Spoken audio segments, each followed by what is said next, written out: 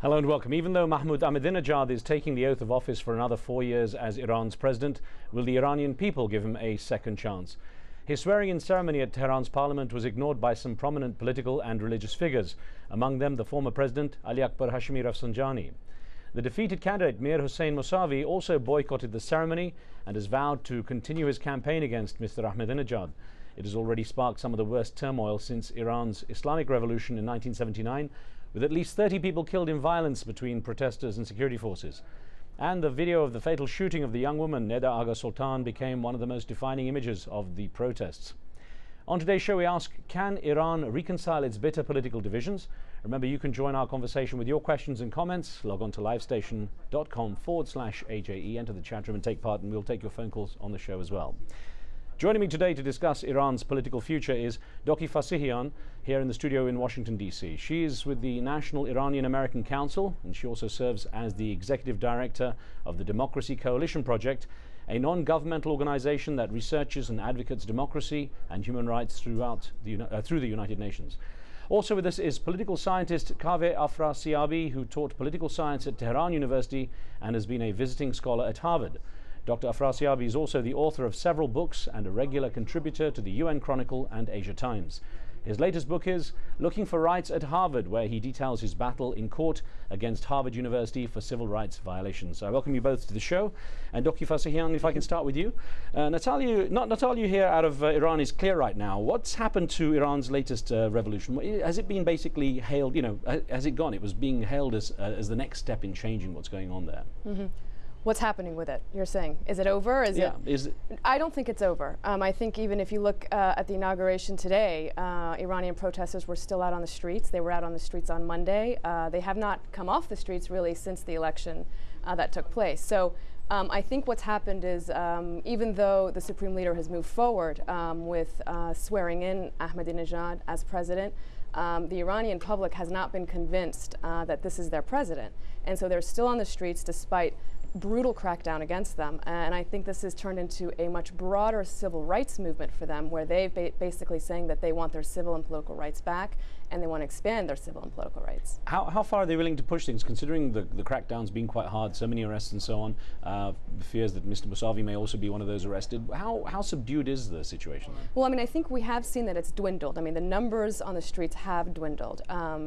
And obviously after, there was live fire opened on protesters and thousands of detentions, then we saw show trials of leading opposition figures. There has been a widespread terror in the population by the government. But I still see very clearly that the will of the people is very strong, and that they're still protesting both in peaceful ways and coming out in the streets and doing various different things to show their disobedience, basically.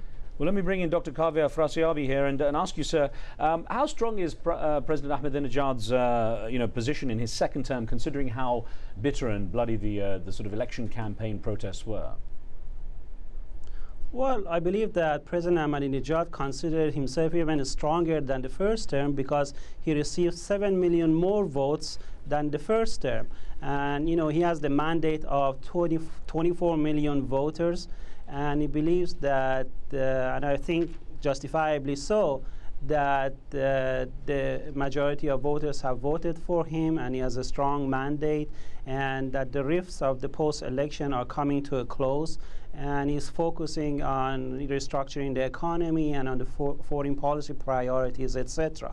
So I believe that, contrary to what the other guests said, the turmoils of the post-election are coming to a close, although we will continue to see sporadic demonstrations and so forth. However, even on the part of the reformist candidates, even Mr. Mousavi, there are hints of compromise and coming down from their horse of rigged elections, so forth, and emphasizing national unity, which was the central theme of Mr. Ahmadinejad's inaugural speech today. Now, one thing though, Dr. Afrasiabi, was that his first election obviously wasn't under such a cloud of controversy as this one, with the kind of protests and of course the questionable nature of his victory, the size of his victory. You talk about his effort to create some kind of national unity. In what way has he reached out to the opposition to create some kind of bridge for the divide that was formed? Well, I think that since June 12th, he's made several speeches where He has hinted at bringing a cabinet of national unity, of reaching out to the other side, and he has repeatedly said that he is the president of all Iranians, and irrespective of who voted for who, he considers everyone as Iranian, and he asks for everyone to join hands. Let me add that, not that the dust of the elections has settled, there's really no objective basis for claims of rigged elections. And I've done extensive examination of the facts of widespread irregularities, etc., alleged by Mr. Mousavi, and found them to be lacking substance. Well, let's get in a caller from Germany. We have Jallo on the line. Jallo, what would you like to ask? Yeah, Riz Khan, I'm very sorry to inform you about it. Why can't the Western world remove their hand in the hand of the Iranian election because of the media? Because this man is elected with Democrats. If you check the first term of George W. Bush was not unfair election, and the Iranian or the Arab world never involved themselves into it. Okay, interesting point, Jallo. I'm going to put that to Dr. Fasihian. There are those who say, look, there was an optimism in the West and a hope. And perhaps that hope has been transformed, manifested itself in this desire to criticize the election and say that perhaps it was rigged and so on, when in reality the result might be accurate.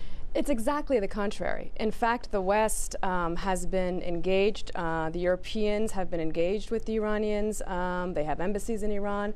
The Obama administration reached out to President Ahmadinejad and Supreme Leader Khamenei before the election. He still said that he'll speak to them as the leader of Iran. But because of the Iranian people's reaction to what's happened in Iran, they've now said that, okay, there's this violence that's taken place, and it's clear that it's on the regime's behalf, and they want to stay out of it. And I think what they've said is, we are staying out of it. We're not going to say who was elected or who's not elected.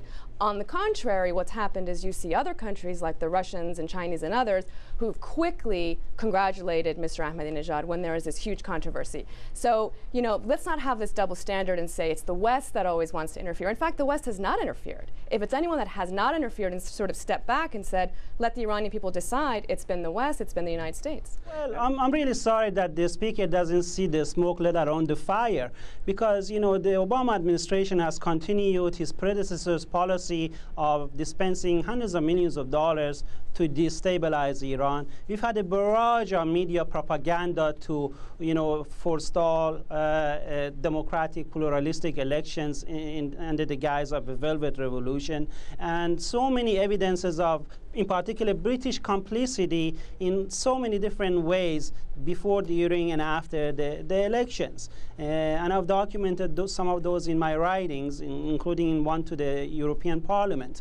So, there's plenty of evidence of Western complicity to prevent a wrong winner, so-called, from taking over in Iran again, and they failed miserably. And now we feel that they're coming to terms with the reality. The White House spokesman has admitted that Mr. Ahmadinejad is the elected leader of Iran. The British representative or ambassador attended the inaugural ceremony in Tehran, and so there's a slow, coming to terms with reality on the part of Western nations who had vested hopes on this velvet revolution that didn't take place. Let me ask you, Dr. Fasihian, what impact do you believe there would be from the boycott of the swearing-in ceremony from some of these prominent leaders? Mr. Rafsanjani, Mr. Khatami, Mr. Mousavi. A lot of these key figures in Iranian politics have stayed away. What real impact do you think it'll have? I think it's going to have a serious impact. I mean, I think this has weakened Ahmadinejad considerably, and I don't think this political divide is going to be made up very easily, or there's going to be unity very easily. I sharply disagree with Mr. Afrasiabi on this issue. I think we're seeing a very weakened President Ahmadinejad come in, where you've seen both moderate leftist and conservative prominent political leaders in the Islamic Republic's establishment stay away from the inauguration. we've also seen that the religious establishment, the Shia religious establishment, which has always been independent from the ruling parties in Iran and the government in Iran, has come out pretty strongly. The grand ayatollahs in Qom have supported the people's rights, and they supported the human rights of the people. Two grand ayatollahs, Ayatollah Montazeri and Ayatollah Sanei, have declared that this government is illegitimate. This has only happened 3 times in the last 100 years. So this is a very serious problem for Mr. Ahmadinejad and for Mr. Khamenei. Yeah, Dr. Afrasiabi, that's one point. I wonder if you could address the divide that's occurring between some of the leading ayatollahs and some of the leading political figures in questioning the result even now. Well, there's no doubt that there's intense political factionalism happening in Iran that is intermixed with the electoral process. However, I think that time is on the side of Mr. Ahmadinejad, because as we move further from the election date, it becomes clearer and clearer that the charges of rigged election simply do not withstand the test of critical scrutiny. And you know, there have been issues of misperception and misrepresentation of an exaggeration of the voting results on the part of Mr. Mousavi and to a lesser extent Mr. Karoubi. And as a result of that, I think that you know, it's like sailing and backwinding sailing. Mr. Ahmadinejad's power will grow stronger and stronger as time goes on. I'll get a response from you in just a moment. Let's hear what Abdullah in the UAE has to say. Abdullah? Yes, Riz. Thank you very much for a lovely program. Fantastic. Thank you. My question is in 2 parts. One, why were the demonstrators carrying placard in English? Now, I know Iran, everything is in Farsi. Nobody uses English. Okay. But why were they all carrying English placard? My second question is this election would be considered democratic? As Iran itself, in a generatical term, had a democratic election. Okay. Those are the 2 questions. All right, thank you. Now, what I'm going to do is take a very short break before we get to Abdullah's questions from the UAE. As we pause, let me remind you, you can join our conversation with your questions and comments by logging on to livestation.com and entering the chat room. There's a debate taking place in there right now. We'll be right back with answers to Abdullah's questions.